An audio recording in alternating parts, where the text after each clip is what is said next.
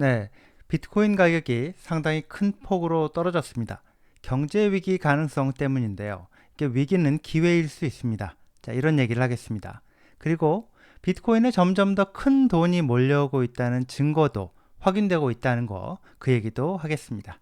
네, 안녕하세요. 황 작가입니다. 투자 어드바이스가 아니라는 점, 오늘도 말씀드리고 시작을 하겠습니다. 네, 비트코인 가격이 꽤 큰 폭으로 떨어졌습니다.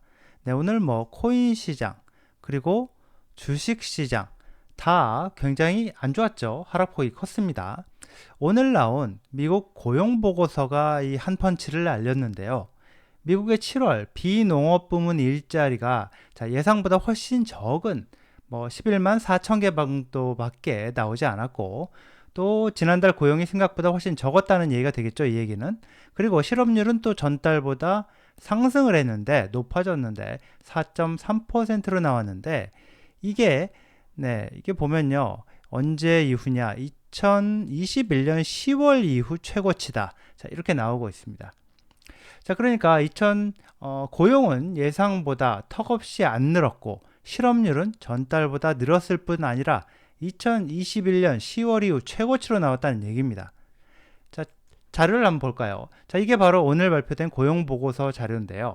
실업률, 자, 요건데요. 이렇게 노랗게 돼 있죠. 실업률, 최근 3개월 연속으로 5월, 6월, 7월 이렇게 보면요. 4.0, 4.1, 4.3 이렇게 계속해서 늘었습니다.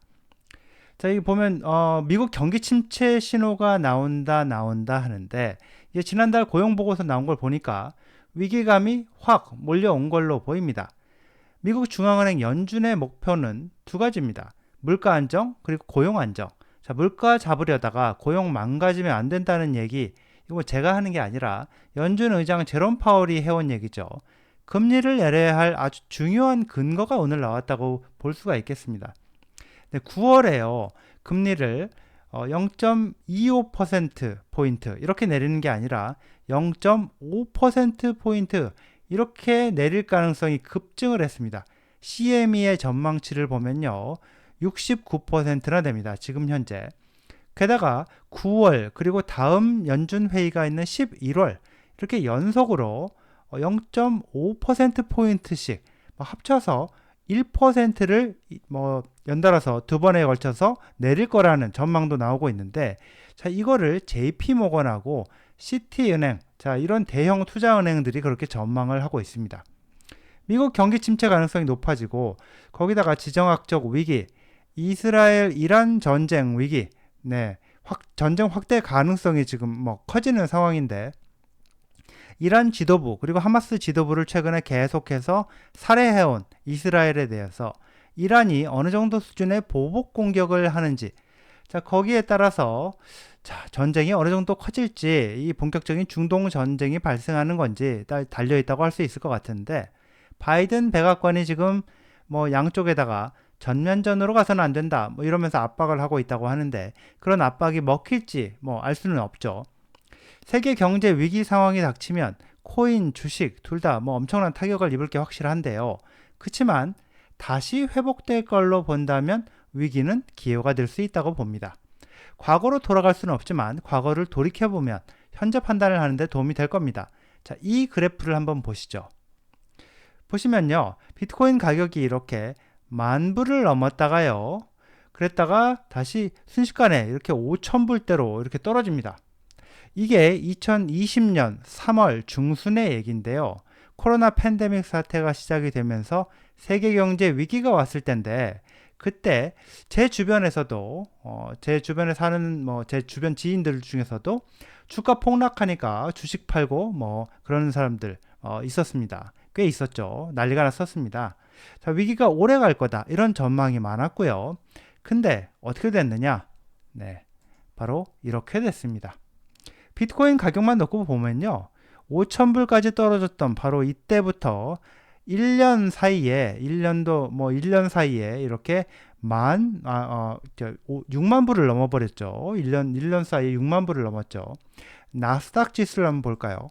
나스닥 지수를 보면 이때가 바로 2020년 3월, 바로 그때인데, 그때부터 1년 만에 어떻게 됐나요? 14,000까지 올라갔습니다. 14,000. 네, 순식간에 6,800이었던 게 1년 만에 13,000, 4,000을 넘었습니다. 자, 이제 와서 보니까 아는 거지만 세계 경제 망한다는 위기감이 어마어마하게 커졌고 비트코인 가격이 5,000불 이렇게 폭락했을 때 사실은 그때가 기회였습니다. 지금은 그때 같은 위기 상황이라고 그 정도의 위기 상황이라고 보지는 않는데 미국 경기 침체는 연준이 금리 인하를 빠르게 해서든 뭐든 할 텐데 자, 이스라엘 이란 전쟁 이게 참 골칫거리입니다. 이거 지켜보는 수밖에 없겠습니다. 네, 비트코인에는 상당히 굿 뉴스가 있습니다. 큰 굿 뉴스인데 바로 요건데요. 이 미국에서요, 비트코인 현물 ETF 상품이 거래되기 시작을 한 게 1월인데 미국의 대형 투자은행은 아직까지 한 곳도 자기네한테 자산 관리를 맡기는 고객들한테 비트코인 현물 ETF 상품을 권유하지 않고 있습니다.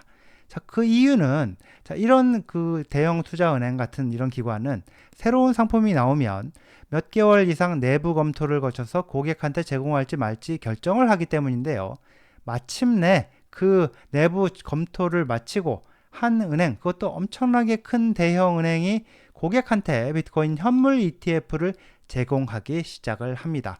다음 주 7일 수요일부터라고 하는데요. CNBC 방송이 보도를 한 건데요. 네, CNBC 방송의 보도가 원래 이 보도입니다. 자, 이건데요. 미국 월스트리트 대형 은행으로는 최초로 모건 스탠리가 부자 고객들을 관리하는 자기네 재정 자문인들이 고객들한테 비트코인 현물 ETF 상품을 권유할 수 있도록 허용한다. 이런 내용입니다. 이게요. 5조 7천억 달러짜리 시장이 비트코인 현물 ETF에 들어온다는 얘기가 됩니다. 모건 스탠리의 재정 자문인 이게 15,000명 정도가 되는데 이 15,000명 정도가 관리하는 자산이 5조 7천억 달러라고 이렇게 나오고 있습니다. 모건 스탠리의 재정 자문인 15,000명. 이 사람들이 관리하는 고객 자산이 5조 7천억 달러 규모.